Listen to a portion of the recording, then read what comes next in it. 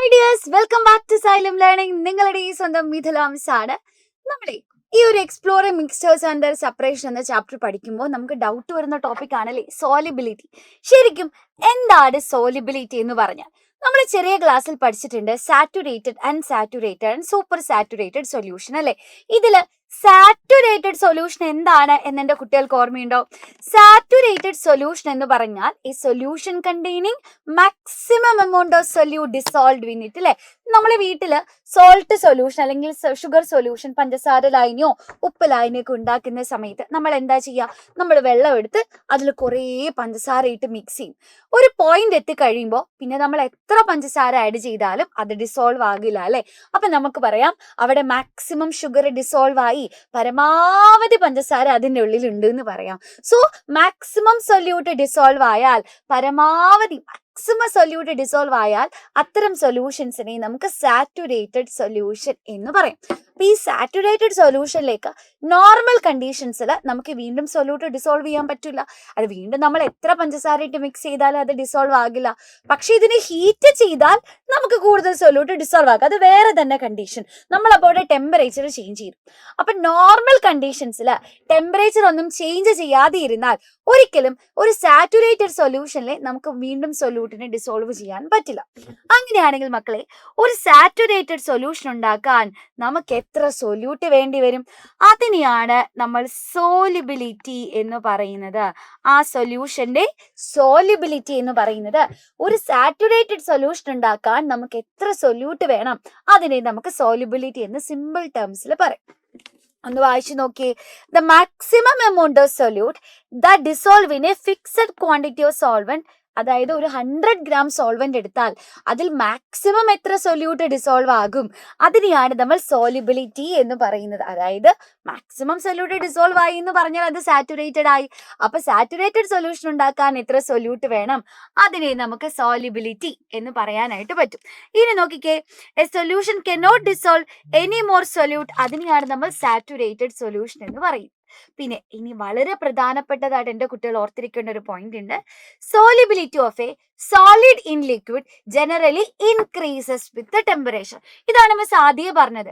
അതായത് നമ്മൾ ഒരു ഷുഗർ സൊല്യൂഷൻ ഉണ്ടാക്കുന്ന സമയത്ത് ഒരു പോയിന്റ് എത്തിയാൽ ഷുഗർ ഡിസോൾവ് ആകില്ല. പക്ഷെ ഇതേ സൊല്യൂഷനെ നമ്മൾ ഹീറ്റ് ചെയ്ത് കഴിഞ്ഞാൽ നമുക്ക് അതിലേക്ക് വീണ്ടും കുറെ കൂടി ഷുഗറിനെ ഡിസോൾവ് ചെയ്യാനായിട്ട് പറ്റും. അപ്പൊ ഷുഗർ എന്ന് പറയുന്നത് ഒരു സോളിഡാ, വാട്ടർ എന്ന് പറയുന്നത് ഒരു ലിക്വിഡാ. അപ്പൊ ഒരു solid in liquid, sugar in water, solid in liquid. ഒരു സോളിഡ് ഇൻ ലിക്വിഡ് സൊല്യൂഷൻ ആണെങ്കിൽ ടെമ്പറേച്ചർ കൂട്ടിയാൽ അവിടുത്തെ സോലിബിലിറ്റി കൂടും. എന്നാൽ in the case of gases in liquids, ഒരു ഗ്യാസ് ലിക്വിഡിൽ ഡിസോൾവ് ആകുന്നു. ഒരു കേസ് പറ, നമുക്ക് അക്വാട്ടിക്, നമ്മുടെ റിവേഴ്സും ലേക്കും പോണ്ടും ഒക്കെ എടുക്കാം അല്ലെ. അതില് ഗ്യാസസ് ഡിസോൾവ് ആകുന്നുണ്ട്, ഓക്സിജൻ ഡിസോൾവ് ആകുന്നുണ്ട് വാട്ടറിൽ. ആ ഓക്സിജൻ ഗ്യാസ് ആണ് അതിലുള്ള അക്വാട്ടിക് ആനിമൽസ് ഒക്കെ ബ്രീത്ത് ചെയ്യുന്നത് അല്ലെ. സോ അത്തരത്തില് ഗ്യാസസ് ലിക്വിഡിൽ ഡിസോൾവ് ആകുന്ന കേസ് എടുത്തു കഴിഞ്ഞാൽ ആ solubility of gases in liquids, ഒരു ഗ്യാസിന്റെ ലിക്വിഡിലുള്ള സോലിബിലിറ്റി ടെമ്പറേച്ചർ കൂടുന്നതനുസരിച്ച് ജനറലി ഡിക്രീസ് ചെയ്യും കേട്ടോ. The cases of gases dissolve in liquids, their solubility generally decreases with increase in temperature. അപ്പോൾ വളരെ ഇമ്പോർട്ടൻ്റ് ആയിട്ടുള്ള ഒരു പ്രോപ്പർട്ടി അല്ലെങ്കിൽ ഒരു കോൺസെപ്റ്റ് ആണ് നമ്മുടെ സോലിബിലിറ്റി എന്ന് പറയുന്നത് അല്ലെ. അപ്പൊ നമുക്ക് സൊല്യൂഷൻസ് ഒക്കെ പഠിക്കുന്ന സമയത്ത് സോലിബിലിറ്റി പഠിക്കാണ്ട് ഒരിക്കലും നമുക്ക് മുമ്പോട്ട് പോകാൻ പറ്റില്ല. അപ്പൊ എന്താണെന്ന് സോലിബിലിറ്റി എന്നിട്ട് കുട്ടികൾക്ക് ക്ലിയർ ആയില്ലേ?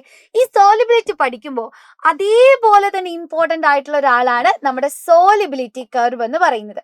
അപ്പൊ എന്താണ് സോലിബിലിറ്റി കർവ്? അപ്പൊ നമ്മൾ എടുത്തില്ലേ, ഓരോ സബ്സ്റ്റൻസിന്റെയും സോലിബിലിറ്റി ഡിഫറെന്റ് ആണ്. ഇപ്പൊ ഒരു സബ്സ്റ്റൻസിന്റെ സോലിബിലിറ്റിയും ടെമ്പറേച്ചറും വെച്ച് നമ്മളൊരു ഗ്രാഫ് വരയ്ക്കാൻ പോകുന്നു. അതിനെയാണ് നമ്മൾ സോലിബിലിറ്റി കർവ് എന്ന് പറയുന്നത്. അപ്പൊ ഈ ഒരു ഡയഗ്രാം കണ്ടു കഴിഞ്ഞാൽ എൻ്റെ കുട്ടികൾക്ക് മനസ്സിലാകും ഇതൊരു സോലിബിലിറ്റി കർവ് ആണ്.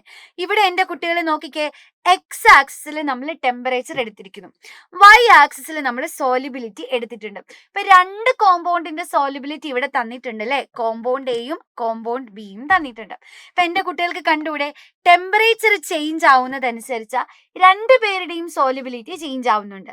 ആദ്യം 0 ആയിരുന്നപ്പോൾ ഇവിടെ ആയിരുന്നു കോമ്പൗണ്ട് എയുടെ സോലിബിലിറ്റി.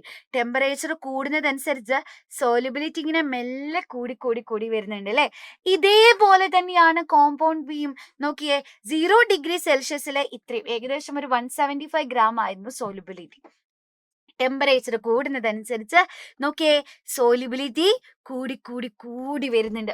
അപ്പൊ ഈ ഒരു ഗ്രാഫ് കണ്ടു കഴിഞ്ഞാൽ നമുക്ക് കോമ്പൗണ്ട് എ ആൻഡ് ബി രണ്ടുപേരുടെയും സോലിബിലിറ്റി തമ്മിൽ കമ്പയർ ചെയ്യാം അല്ലെ.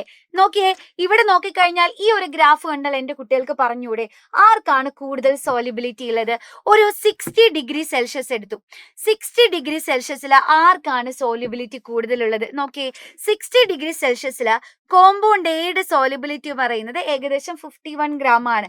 എന്നാൽ at the same time compound ബിയുടെ സോലിബിലിറ്റി എന്ന് പറയുന്നത് ഏകദേശം 287 ഗ്രാം ആണ്. കണ്ടോ? അപ്പോ ഒരു പെർട്ടിക്കുലർ ടെമ്പറേച്ചർ, ഒരു ഗിവൺ ടെമ്പറേച്ചർ എടുത്താൽ ആർക്കാണ് സോലിബിലിറ്റി കൂടുതൽ ഉള്ളത് എന്ന് കണ്ടെത്താൻ ഈ ഒരു സോലിബിലിറ്റി കർവ് നമ്മളെ ഹെൽപ്പ് ചെയ്യും. അപ്പോൾ എന്താണ് സോലിബിലിറ്റി എന്നും എന്താണ് സോലിബിലിറ്റി കർവിന്റെ യൂസ് എന്നും എന്റെ കുട്ടികൾക്ക് മനസ്സിലായില്ലേ?